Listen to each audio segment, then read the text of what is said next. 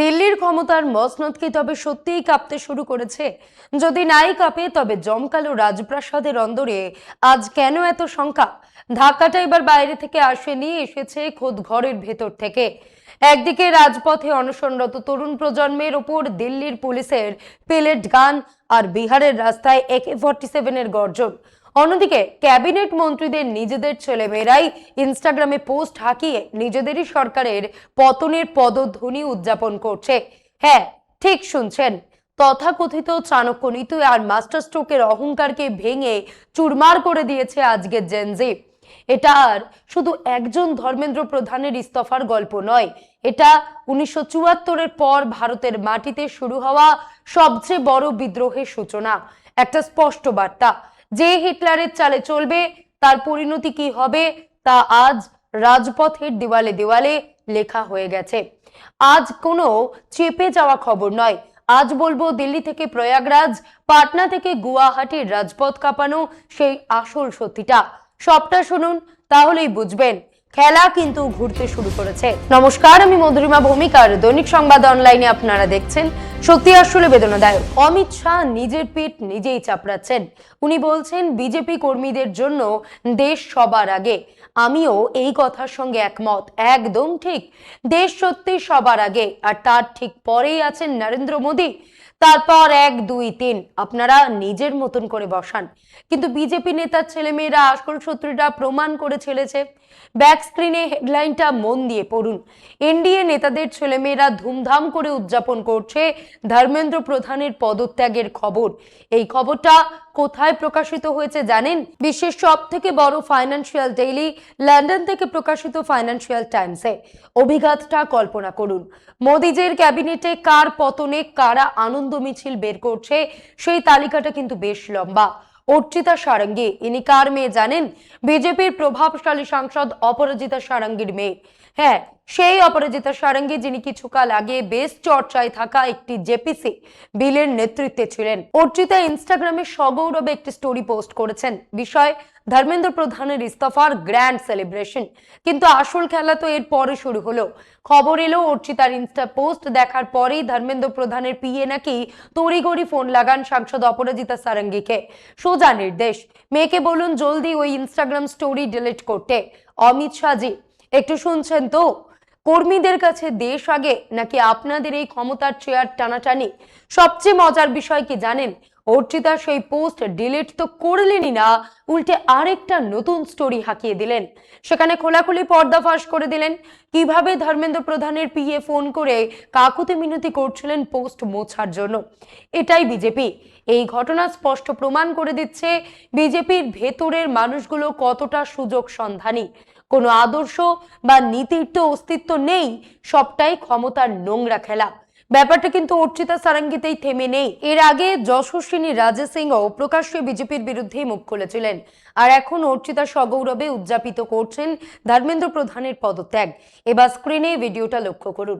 বিজেপির এক রাজ্যসভা সাংসদের ছেলে, রোগা পাতলা, মুখ ঢাকা, অসুস্থ চেহারা, মেয়েদের মতন পোশাক পরে ভিডিওতে সোজা বলছেন এই ইস্তফাতেও কিচ্ছু বদলাবে না। কেন বলছে জানেন? কারণ তিনি খুব কাছ থেকে নিজের বাবাকে আর এই পুরো বিজেপি সিস্টেমটাকে দেখেছেন। রাজনীতির এই বিষাক্ত রূপটা তিনি ভেতর থেকে চেনেন। আরেকটা ভিডিও দেখুন। অসম গণ পরিষদের সাংসদ, মোদিজির ক্যাবিনেট মন্ত্রী কেশব মহন্তের মেয়ে ইনি। কেশব মহন্ত জোট সরকারের মন্ত্রী ঠিকই, কিন্তু উনি অসম গণ পরিষদের নেতা। তাই এই ভিডিও দেখেই বিজেপির অন্ধভক্তরা ঝাঁপিয়ে পড়েছে এই সাহসী কন্যার উপর। পরিস্থিতি সামলাতে খোদ অসমের মুখ্যমন্ত্রী হিমন্ত বিশ্ব শর্মাকে মাঠে নামতে হয়েছে। হিমন্ত সাফ বলেছেন, আমি মেয়েটিকে বোঝাবো বাবা মন্ত্রী হলেও মেয়ের আলাদা চিন্তা ভাবনা থাকতেই পারে, তাকে ট্রোল করা ঠিক নয়। ভাবুন একবার, একদিকে এক অসুস্থ ছেলে বলছেন আমরা তো একটা পুরো জেনারেশনকে বাঁচাতে এসেছি, অন্যদিকে বিজেপি নেতাদেরই ছেলেমেয়েরা সিস্টেমের বিরুদ্ধে বিদ্রোহ ঘোষণা করছেন। এই নব্য প্রজন্মই তো জেনজি। এদের কিন্তু বিজেপি ট্রোল বাহিনীর মতন পয়সা দিয়ে কেনা যায় না।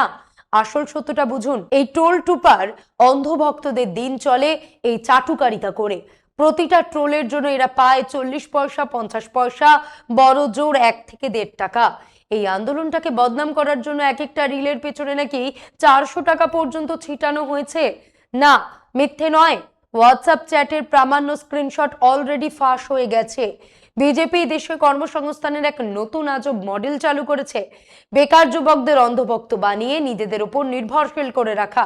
আচ্ছা, আপনি পাল্টা বলতেই পারেন ভক্ত কেন বলছি? ভক্ত তো শুধু ভগবানের হয়, মানুষের ভক্ত হয় না ঠিকই, কিন্তু এই ভক্তকুল তো কোনো সাধারণ মানুষের ভক্ত নন। এরা নন বায়োলজিক্যাল অতি মানবের ভক্ত। কিন্তু নেতা মন্ত্রীদের এই জেনজি ছেলেমেয়েরা দলদাসের মতন বেঁকিয়ে যাওয়া ট্রোল বাহিনী নয়। এরা সুপ্রতিষ্ঠিত ঘরের সন্তান। এদের মা বাবারা সাংসদ, মন্ত্রী। এরা রাজনীতি চেনে না, এরা রাজনীতি দেখেছে, কিন্তু এদের ভেতরে এখনো মানুষের বিবেকটা বেঁচে রয়েছে। এরা সহপাঠীদের, বন্ধুদের যন্ত্রণাটা অনুভব করতে পেরেছে। যে সততা রাজনীতিতে নেই, যে সহানুভূতি ক্ষমতাশীলদের হৃদয়ে নেই, আজকে সেই তরুণ সমাজ এই সত্যিটাই প্রকাশ্যে চিৎকার করে বলে দিচ্ছে। My bad leaks lesser than the papers, than the NEET papers and the exam papers that is going around. It's a national issue, and I feel so bad for the students who lost their lives, and we are here to stand for the justice of the students that have lost their lives, and the people who are going through a lot, their families, and the girl childs who are forced into marriage because of examinations, and how the government is not taking accountability. তালিকাটা আরো লম্বা। যশস্বিনী রাজে সিং, অর্চিতা সারঙ্গী কিংবা কেশব মাহান্তের মেয়ে তো আছেই, এর সঙ্গে যুক্ত হয়েছেন বিজেপি বিধায়ক বিক্রম সিং এর মেয়েও। বিক্রম সিং, যিনি তথাকথিত কট্টর সনাতনী বলে পরিচিত, তার নিজের ঘরের কন্যায় কিন্তু জেনজিদের নৈতিক জয় আজ উল্লসিত। ভেতরের খবর জানতে চান? আজ বিজেপির বহু সাংসদ নিজেদের ফোন ব্যবহারের সাহস পাচ্ছেন না। চালকের ফোন বা কর্মীদের ফোন থেকে ফোন ঘুরিয়ে আড়ালে বলছেন খুব ভুল কাজ হচ্ছে, এভাবে অন্যায় সহ্য করা যায় না। কেন বলছেন জানেন? কারণ বাড়ি ফিরলেই নিজের ছেলে বা মেয়েরা চেপে ধরছে, বাবা এটা তোমাদের কেমন সরকার? আন্দোলনরত অহিংস ছাত্রছাত্রীদের উপর পুলিশ নামিয়ে পেটাচ্ছ। পড়ুয়াদের উপর নির্মম অত্যাচার হওয়ার পর বিজেপির অন্তত 90% সাংসদ ভেতরে ভেতরে প্রবল ক্ষুব্ধ এবং লজ্জিত। ক্ষমতার অন্দরের অনেক নেতাই নিজেদের মধ্যে বলাবলি করছেন, এই পদত্যাগটা যদি আগেই হয়ে যেত তবে আজ এতটা মুখ পড়তো না। আসলে একটা চামচ পড়ে যাওয়ার শব্দ হলেও এদের রাজপ্রাসাদ কেঁপে ওঠে। যারা ক্ষমতা আর এজেন্সি দিয়ে বিরোধীদের ভয় দেখায়, আদতে তারাই সবচেয়ে বড় কাপুরুষ। ইডি, সিবিআই আর আয়করের ভয় দেখিয়ে এতদিন ভাবছিল পুরো দেশ বুঝি মেরুদণ্ডহীন হয়ে গেছে, কিন্তু এই তরুণরা বুঝিয়ে দিয়েছে ছত্রপতি শিবাজী মহারাজ, মহারানা প্রতাপ, ভগৎ সিং, নেতাজি সুভাষচন্দ্র বসু আর মহাত্মা গান্ধীর দেশ এটা। এই বীরত্বের রক্ত এখনো শুকিয়ে যায়নি। আর দরবারি মিডিয়ার দালালি দেখুন, তারা আন্দোলনকারীদের বিদেশি টাকায় চালিত বলে দাগিয়ে দিচ্ছে, কিন্তু পড়ুয়া আন্দোলনের অন্যতম মুখ সৌরভ দাস সোজা জানিয়ে দিয়েছেন ধর্মেন্দ্র প্রধানের পরের নম্বরটা এবার এই গদি মিডিয়ার। সিজেপি মুখপাত্র সৌরভ সতর্ক করে বলেছেন, মাঠে কাজ করা সাংবাদিকদের সম্মান করি, কিন্তু এসি রুমে বসে যারা যুব সমাজকে জঙ্গি বা দেশদ্রোহী বানায় তাদের এবার হিসেব চুকানো হবে।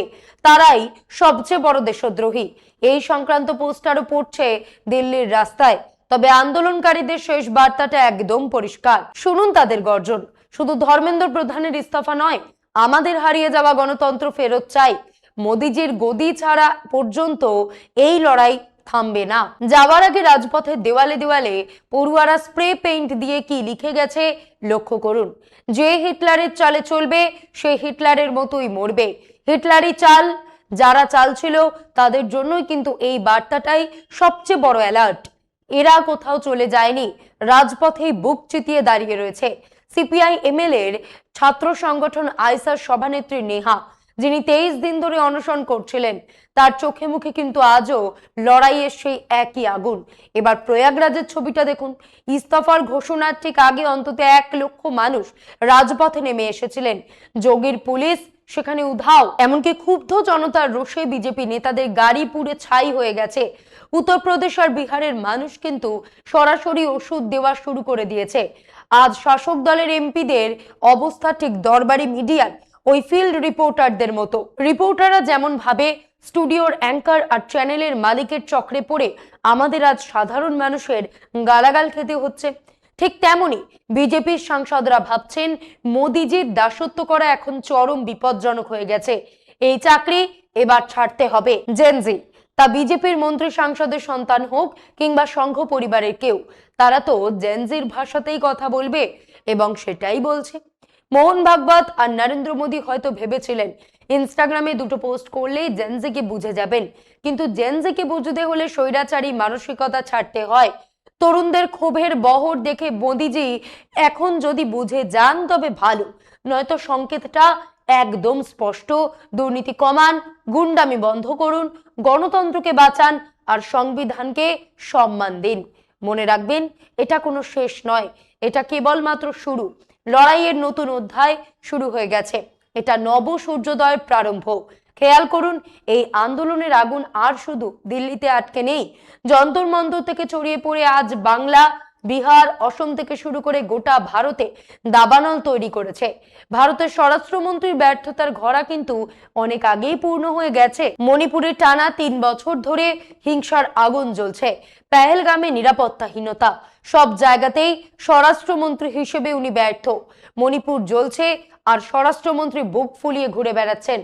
গণতন্ত্রের জন্য এর চেয়ে বড় লজ্জা আর কি হতে পারে? মণিপুরে নিজেদের দেশের মানুষের উপর যেভাবে অত্যাচার চালানো হয়েছিল, শাসক আজ সেই একই দমন মডেল পুরো ভারতের উপর চাপিয়ে দিচ্ছে। সোজা কথায়, বর্তমান সরকার নিজের দেশেরই জনগণের বিরুদ্ধে যুদ্ধ ঘোষণা করে দিয়েছে, কিন্তু ভারতের তরুণ সমাজ বুঝিয়ে দিয়েছে তারা পিছু হটবে না।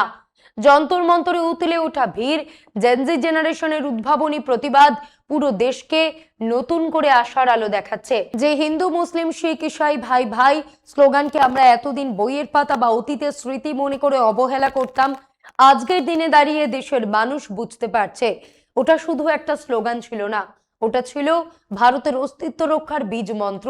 গতকাল বিহারে আন্দোলন দমন করতে AK-47 থেকে ফায়ার করা হচ্ছে।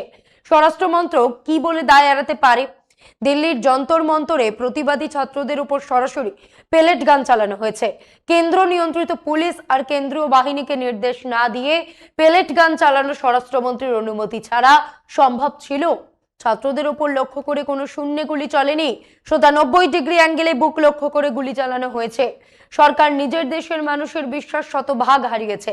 ছাত্র আন্দোলনের নেতাদের পুলিশ প্রতিশ্রুতি দিয়েছিল ভুয়ো মামলা দেবে না, অথচ পরের দিনই শুরু হয়ে গেল নৃশংস দমন পীড়ন। আইসার নেতা কর্মী এবং অনশনকারী ছাত্রদের উপর বিহার জুড়ে এমন অভূতপূর্ব অত্যাচার চালানো হচ্ছে যা 1974 সালের ঐতিহাসিক জেপি আন্দোলনের পর বিহারের মাটি আর কখনো দেখেনি। ইতিহাসের ছাত্র হিসেবে আমরা স্পষ্ট দেখতে পাচ্ছি এই গণবিরোধী স্বৈরাচারী সরকারের কাউন্টডাউন খুব সূক্ষ্মভাবে শুরু হয়ে গেছে। নির্বাচন জালিয়াতি বা ক্ষমতার অপব্যবহার করে ওরা হয়তো গদিতে কিছুদিন টিকে থাকবে, কিন্তু জনমানুষ এই সরকারের নৈতিক মর্যাদা এবং গ্রহণযোগ্যতা শূন্যে গিয়ে ঠেকেছে। সংবিধানের মূল চেতনা আর প্রস্তাবনার অক্ষকে চূর্ণ বিচূর্ণ করে দেওয়া এই জাতাকলকে উপড়ে ফেলতে ভারতের জেনজি আজ একজোট হয়েছে। মনে রাখবেন, এটা কোনো আন্দোলন মাত্র নয়, এটা ভারতের হারিয়ে যাওয়া গণতন্ত্র ফিরিয়ে আনার মহাসংগ্রাম। ভালো থাকবেন। আজ এই পর্যন্তই। এমন আরো বিষয় জানতে অবশ্যই সাবস্ক্রাইব করুন, লাইক, কমেন্টে শেয়ার করুন। দেখতে থাকুন দৈনিক সংবাদ, শুধু নামই যথেষ্ট।